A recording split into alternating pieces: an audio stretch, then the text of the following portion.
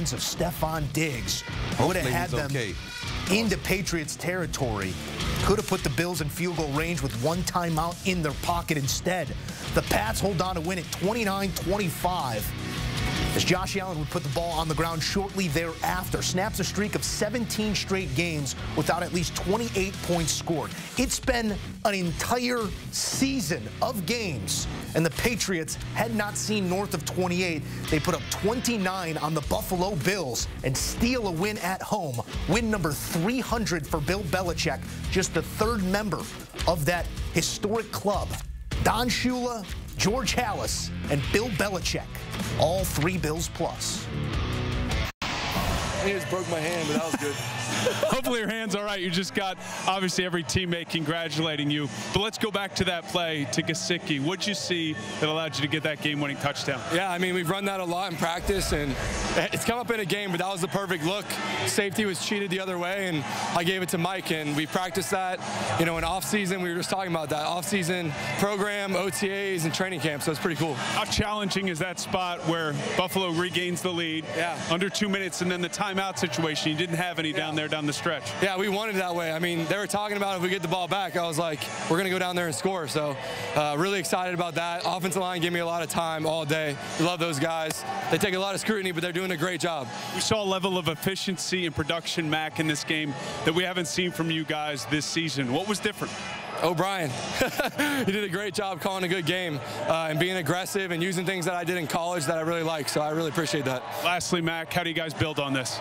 Keep going. I mean, the defense did a great job today. We finally put some points on the board, and we just got to keep doing that. They've been playing well. Special teams been playing well, so we need to step up every day, every week. Congrats. Enjoy it, buddy. Yeah, see ya. Monday in Mass on the radio. You know, I think we could win with this kid. I think we could go somewhere with this Mac Jones. It's a week-to-week league. This week, it's a win for the Pats, and they had been waiting on it, sitting on 299. Bill Belichick suffered 2 of the worst losses of his career during this 3-game losing streak. But winning, it cures everything. Number 300 for Wild Bill.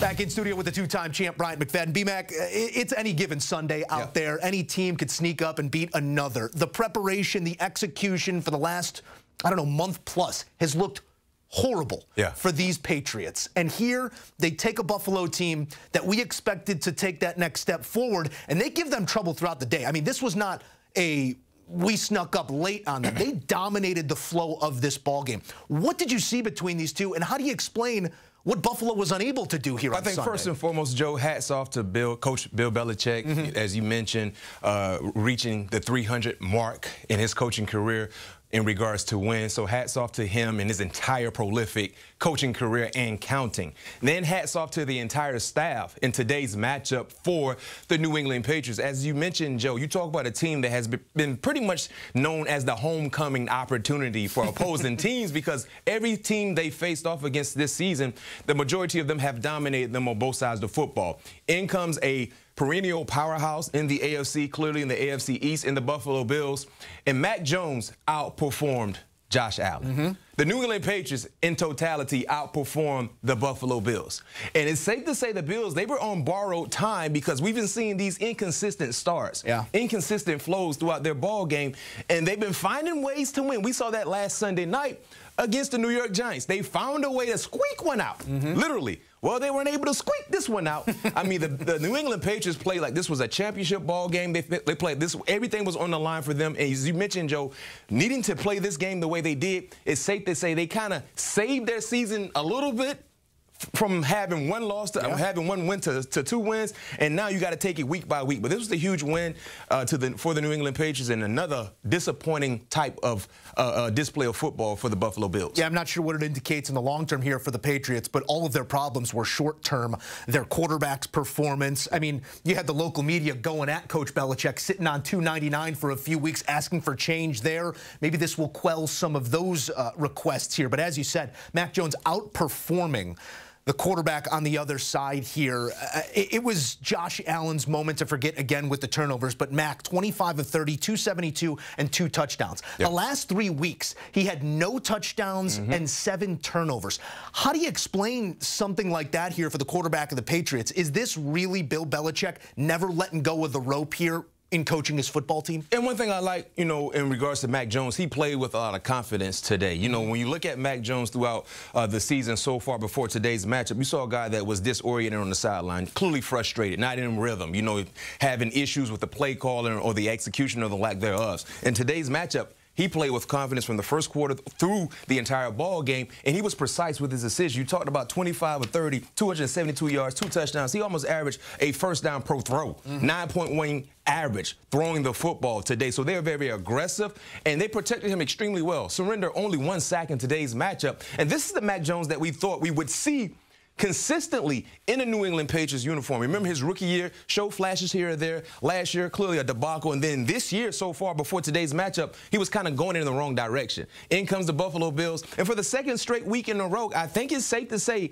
in regards to Josh Allen, the opposing quarterback has outperformed Josh Allen. Yeah. Because even though the Giants lost last week, Tyrod Taylor played better when you look at the numbers than Josh Allen, but the ultimate stat category, Josh won in regards to the win column. Today's matchup, he wasn't so fortunate. Some of those issues that the Bills had in those first 2 weeks rearing their head again. There were about 4 weeks there squarely in the middle where they looked like they might be the best team in the AFC, but question marks here on the tail end of a loss to the lowly Patriots as it's Bill over the Bills for win number 300. Mac, thank you. Here's a look at what we expected coming in. 7.5 points at home. Bill said, nuh-uh. Keep those points. It's a 4-point win in win number 300 for one of the greatest of all time. Thanks, Steve.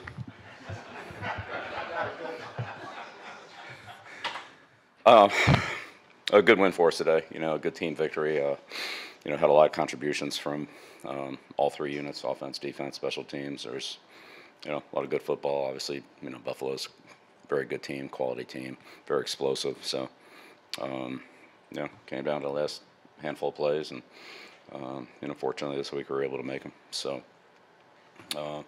good, you know, good day today.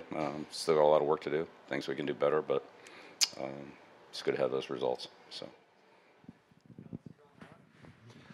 Bill, after Mac hit Ramondre and Ramondre got down to the 7, you called your last time out. So he had first and goal at the 7, and Mac hit Pop at the 1-yard line. He did not get out of bounds, but you had the pass interference call, which stopped the clock. In retrospect, the way things went, how did that pass interference call just change the complexion of the end of the game?